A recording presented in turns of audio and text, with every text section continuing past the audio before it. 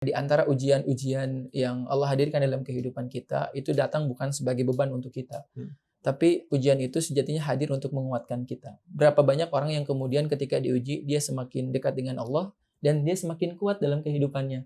Curhat dong, Min. Gimana ya caranya menenangkan hati dari direndahkan sama orang tua sendiri? Kan biasanya kalau anak kedua kan dibanding-bandingin sama anak pertama. Anak pertama sama anak tetangga gitu. Nah, ini menarik nih. Ini menarik nih. Banget.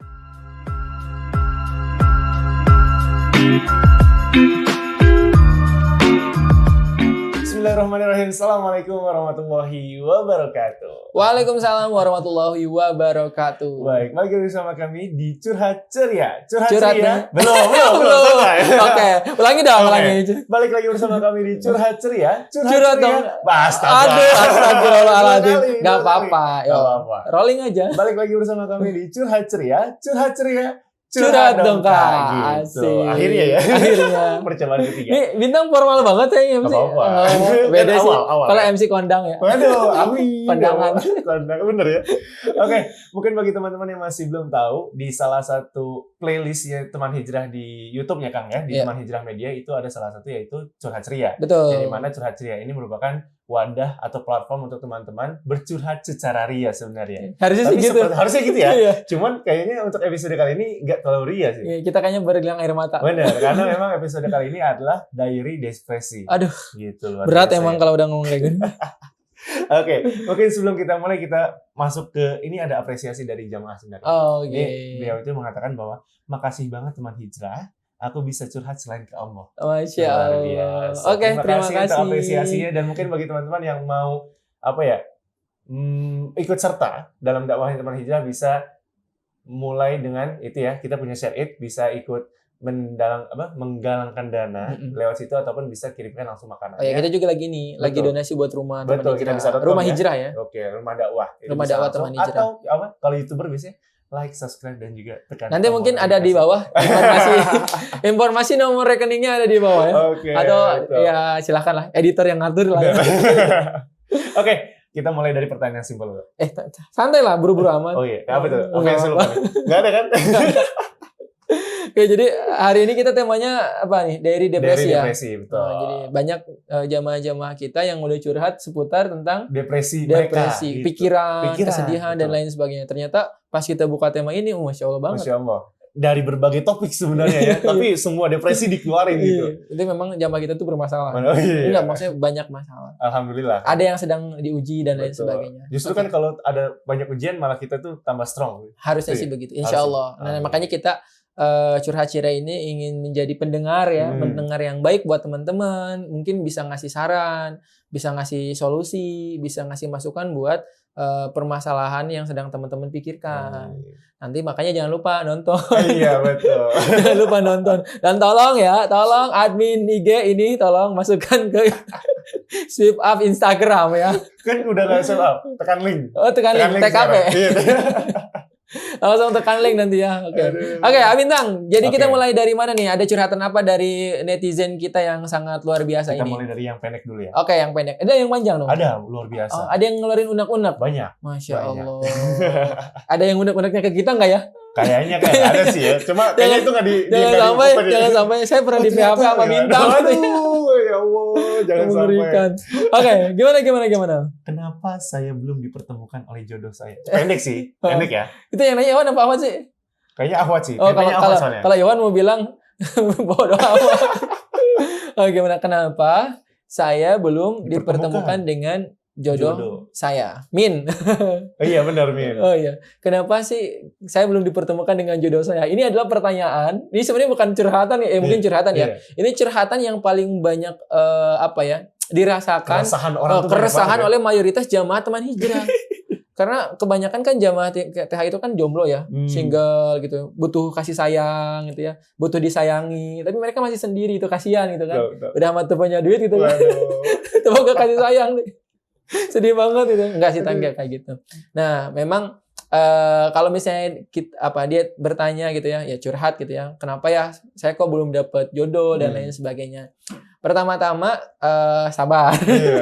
Satu hal yang pasti buat teman-teman semua yang mungkin masih sendiri, belum bertemu dengan jodoh terbaiknya gitu ya. bahwa jodoh seseorang itu sudah pasti Allah hadirkan gitu ya. Artinya seseorang itu sudah Allah ciptakan hidupnya berpasang-pasangan gitu ya. Ya Adam sama Hawa ya, bukan Adam sama Asep. bukan Asep sama Agus ya ini. Nah, Adam sama Hawa dan lain sebagainya, ini laki-laki dan perempuan. Nah, Kang, kenapa saya kok belum bertemu dengan jodoh saya gitu? Nah, ternyata memang jodoh itu adalah sesuatu yang harus kita ikhtiarkan, Bintang. Artinya gini, seseorang itu memang sama Allah sudah ditakdirkan dia memiliki jodoh sebagaimana dia ditakdirkan atas rezeki untuknya gitu ya. Tapi bab untuk dia memilikinya adalah bagaimana cara kita kemudian memperjuangkan itu semua gitu. Nah, sekarang kenapa teman-teman misalnya belum menikah dan lain sebagainya, ya bisa dicek. Pertama, ikhtiar yang kita lakukan sudah sejauh mana? Apakah kita berusaha untuk mencari jodoh itu dengan cara ya kita bertaaruf, misalnya kalau Ikhwan mungkin ada dia mempersiapkan diri ya, memantaskan diri, kemudian selalu berdoa kepada Allah untuk dipertemukan dengan jodohnya dan lain sebagainya. Ya intinya melakukan amalan-amalan dengan ikhlas karena Allah gitu. Bukan karena ingin mendapatkan jodoh. Karena bisa jadi sebenarnya gini ya Bintang ya, jodoh itu sebenarnya sama Allah itu sudah didekatkan dengan kita. Tapi terkadang mungkin ada sesuatu yang akhirnya menjadikan jodoh itu terhijab gitu. Ya bisa jadi apa? Maksiat. Kita mungkin selama ini kurang, ibadahnya kurang, doanya kurang, ikhtiarnya juga kurang. Tapi kita tuh mengeluhnya banyak gitu. Nah, bisa jadi itu yang menjadi faktor kenapa jodohnya belum datang. Bukan berarti jodohnya nggak ada, jodohnya ada. Hanya mungkin ada sesuatu yang akhirnya menghalangi itu ya. Nah, itu yang harus kita bersihkan. Maka buat teman-teman yang sedang mengikhtiarkan untuk jodoh, yang pertama selalu berusaha untuk menjaga husnuzan kepada Allah. Ya, berprasangka baik kepada Allah, berdoa kepada Allah, pantaskan diri kita, layakkan diri kita untuk dihadiahkan jodoh oleh Allah. Nah, itu dengan cara apa? Mentaatkan diri kita di hadapan Allah Subhanahu wa taala. Nah, itu jadi poinnya di situ. Atau yang kedua, teman-teman coba cek, bisa jadi ada dosa yang mungkin kita lakukan dan itulah yang menghalangi kebaikan-kebaikan itu datang kepada kita. Jadi tembok ya. Karena memang ternyata ada. Ya, jadi ada dosa-dosa yang itu dia dari kelalaian kita yang menyebabkan, nah ini jodoh tuh menjadi sulit. Ya, jadi kalau misalnya teman-teman berbicara tentang biasanya ini ya, tentang rumah tangga, konselor dan lain sebagainya, biasanya ada faktor-faktor yang menyebabkan sulitnya gitu ya dalam masalah pernikahan itu. Mungkin kita pernah melakukan dosa besar, kita tidak bertobat, kita pernah bernazar tapi tidak kita tepati gitu ya. Atau mungkin kita tidak juga membayar kafarat dan lain sebagainya. Nah, coba teman-teman cek itu semua, lalu kemudian tunaikan kewajiban-kewajiban itu gitu kan, segera gitu kan. Karena bisa jadi itulah yang menyebabkan jodoh kitanya terhalang. Nah, di beberapa kejadian, alhamdulillah gitu ya, setelah ada beberapa teman kita gitu ya, yang dia menunaikan itu semua, alhamdulillah Allah mudahkan jodohnya. Jadi ternyata ya penghalangnya adalah dosa-dosa kita. Lebih ke ini ya, perbaiki diri. Terus hubungan dengan orang tua, minta doa dari orang tua dan lain sebagainya. Itu jadi banyak faktor sebenarnya ketika kita berbicara seperti itu. Tapi mari kita mulai dengan memperbaiki diri kita. Nah, itu sih mungkin sarannya ya. Insya Allah mudah-mudahan Allah pertemukan teman-teman yang belum menikah dengan jodoh terbaik. Betul. Ya silahkan nanti bisa menghubungi teman Icer. Siapa tahu ya. Mungkin teman Icer emang harus menjadi biro jodoh ya. Tapi kalau misalnya benar-benar buat teman-teman terutama Ikhwan mungkin ya. Kalau Ahwat banyak kita sebenarnya stop ya. Yang memang berniat nih. Ini saya ya udah kita sekali ini. Kalau misalnya teman-teman yang memang berniat ingin menikah, insya Allah kita coba fasilitasi, tapi tentu ada syarat-syarat juga yang harus terpenuhi gitu ya. Oke, mungkin itu sih. Masya Allah. Jadi jangan takut jodoh ya. Jangan takut tidak berjodoh. Jangan takut tidak berjodoh. Iya, jodoh itu pasti bertemu. Oke, tapi nggak tahu kapan. Iya. Oke, mantap. Yang penting sabar. Pertanyaan pertama udah jodoh ya? Iya, emang kayak gitu. Kayak gitu ya. Ini depresinya jodoh. Iya benar sih. Salah satu. Depresi karena belum dapat jodoh ya. Intinya jangan galau. Jangan betul, galau. Berprasangka baik aja kepada Allah ya. Pasti ada. Pasti. Yakin sama Allah. Ikhtiarnya jangan lupa. Iya, jadi doa, muhasabah, kemudian yang ibadah gitu. Mantap. Kita masuk ke boleh. Curhatan kedua. Apa nih curhatan selanjutnya? Gimana ya cara kita menyembunyikan diri agar tidak larut dari kegalauan selama menunggu jodoh? Oh, jodoh lagi? Iya. Ini episode-nya jodoh nih. Padahal dia depresi. Bukan ya. Tapi gimana caranya agar kita menyibukkan sama. menyibukkan. Gimana caranya agar kita menyibukkan diri dari kegalauan karena belum bertemu dengan jodoh. Sebenarnya mungkin tadi udah dibahas ya, maksudnya perkara masalah ini ya pertama memang jangan galau kayak gitu. Intinya gini teman-teman, Intinya sih udah dibahas. Jadi setiap orang itu pasti ada jodohnya gitu. Itu harus kita yakini dalam diri kita gitu. Dan kita harus yakin bahwa kita tuh punya Allah yang Maha memberikan kemudahan dalam segala urusan. Kita tuh punya Allah yang membuat sesuatu yang tidak mungkin itu menjadi mungkin gitu. Kan kalau misalnya kita belajar dari kisahnya Nabi Ibrahim. Ya kan, Nabi Ibrahim, kemudian ada Nabi Zakaria, itu ada dalam Quran surat Maryam. Teman-teman bisa baca untuk memberikan motivasi bagi kita bagaimana di situ dikisahkan bahwa Nabi Allah Zakaria alaihissalam itu ya, dia menunggu kehadiran seorang anak dan di mana keadaannya sudah sangat tua dan istrinya itu juga sudah sama-sama tua tentunya. Dan kalau bahasa sekarang istrinya itu divonis menopause. Dia tidak bisa memiliki anak. Tapi kemudian, nah ini nih, kita belajar dari para nabi ini tentang kesabaran. Nabi Zakaria dia senantiasa bersabar, dia senantiasa berdoa kepada Allah, berhusnudzon selalu kepada Allah. Karena apa? Dia yakinnya kepada Allah. Allah itu kan yang maha menghidupkan, yang maha mematikan. Allah itu yang maha membuat sesuatu yang tidak mungkin bagi kita, itu menjadi mungkin bagi kita. Itulah Allah dengan segala kemahabesarannya gitu. Nah, dari kisahnya Nabi Zakaria ini bagaimana kemudian Allah gitu ya memberikan kekuasaannya yang sangat luar biasa. Di dalam Quran surat Maryam itu ya Allah langsung memberikan kabar gembira dalam salatnya Nabi Zakaria itu bahwa Allah itu akan memberikan keturunan kepada Nabi Zakaria, bahkan di situ lengkap dengan nama anak tersebut yaitu Yahya alaihissalam gitu. Nah, jadi itulah yang seharusnya jadi motivasi bagi kita. Nah, berbicara tentang galau, nah sebenarnya kan galau ini wajar gitu ya. Rasul pun pernah galau. Tapi galaunya Rasul bukan kayak kita gitu kan. Beda gitu ya. Kalau kita kan galaunya itu galau mikirinnya dunia gitu kan. Artinya bahwa Rasul pernah merasakan kesedihan, pernah ketika dalam dakwahnya Rasul itu dicaci, dimaki, diusir dan lain sebagainya, maka Allah Subhanahu wa taala kemudian menurunkan ayat-ayat yang itu menjadikan Rasul termotivasi kembali untuk berdakwah. Nah, itu juga yang harus kita lakukan gitu ya. Ketika kita sedang galau, menunggu jodoh, coba teman-teman baca Quran. Di Quran tuh banyak banget kisah-kisah tentang bagaimana orang-orang yang dia bersabar dengan berbagai ujian dan lain sebagainya. Tapi di sisi itu juga kita harus berusaha untuk terus memperbaiki diri. Nah, menyibukkan dirinya bagaimana, Kang? Menyibukkan dirinya itu adalah teman-teman dengan cara menyibukkan dengan hal-hal yang positif. Teman-teman bisa bergabung di komunitas-komunitas dakwah, ikut berdakwah di teman hijrah, ya, bantuin teman hijrah dan lain sebagainya. Bisa jadi itulah yang ternyata menjadi wasilah ya untuk bertemu dengan jodoh. Karena banyak loh teman-teman yang akhirnya dia ikut di teman hijrah, bantuin teman hijrah, ternyata ketemu sama jodohnya gitu. Jadi usahakan kesibukannya itu adalah kesibukan yang mendekatkan kita dengan jodoh kita. Perkara jodohnya kita memang belum tahu. Tapi bisa jadi ya ketika kita disibukkan di lembaga positif ya, lembaga dakwah itu, nah ada orang-orang sholih atau yang sholihah itu ya kan saling tahu gitu ya. Nah, gitu sih mungkin. Kita mungkin lah bintang ya. Masya Allah. Mungkin kalau jodoh kita udah ini kita pinggirin dulu. Kita masuk ke yang deep dong. Apa nih? Orang tua nih kayaknya. Ada. Gimana?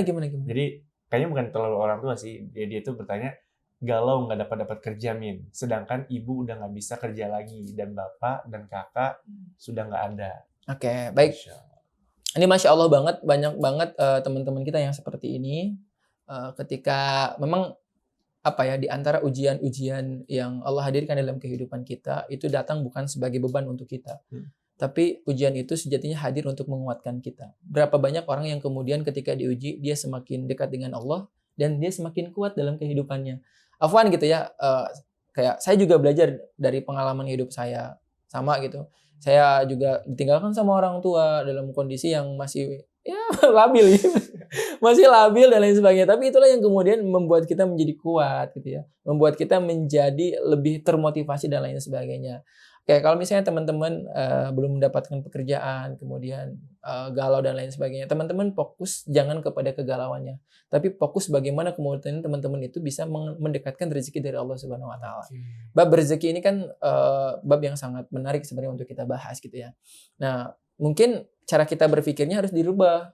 Jangan kita mencari pekerjaan, tapi kita yang membuat pekerjaan. Membuat pekerjaan itu tidak harus kita menjadi bos loh. Ya, nggak harus kita nunggu jadi punya perusahaan dulu, nggak harus kita punya produk dulu, nggak harus. Sekarang itu banyak banget peluang-peluang yang bisa kita kerjakan ya untuk mencari rezeki.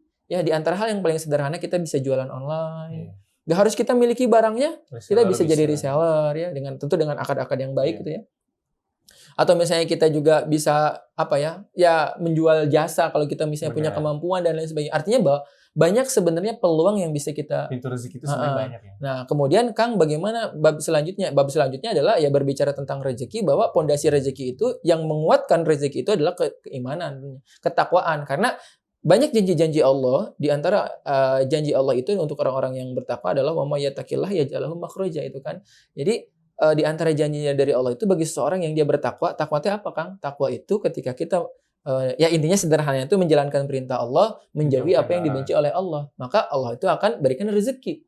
Bahkan dari arah yang tidak diduga-duga gitu. Memudahkan segala urusan-urusan kita. Jadi terkadang poin daripada permasalahan hidup kita itu bukan kita nggak punya pekerjaan, tapi kurangnya keyakinan kita kepada Allah Subhanahu wa taala. Nah, itulah yang harus kita kuatkan. Karena ketika kita yakin dengan Allah dan kita kerjakan apa yang Allah mau, Allah kan jamin sebenarnya untuk kita tuh kehidupan dan kebahagiaan.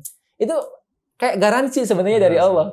Nah, cuman terkadang itu tadi yang membuat susahnya itu ya, bukan karena sulitnya kita mendapatkan pekerjaan, tapi sulitnya kita itu menghadirkan hati kita dan menghadirkan Allah dalam hati kita. Nah, itu yang tersulit terkadang. Dan itulah yang jarang dijadikan sebagai tolak ukur dalam kehidupan Abintang. Makanya nih buat teman-teman semua, buat saya pribadi, mungkin buat Abintang gitu ya, kita jadikan iman itu sebagai pondasi dalam kehidupan.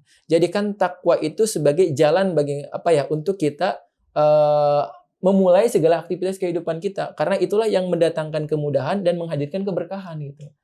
Jadi kalau misalnya yang namanya berkah itu artinya apa, Kang? Kan berkah itu kan bertambah.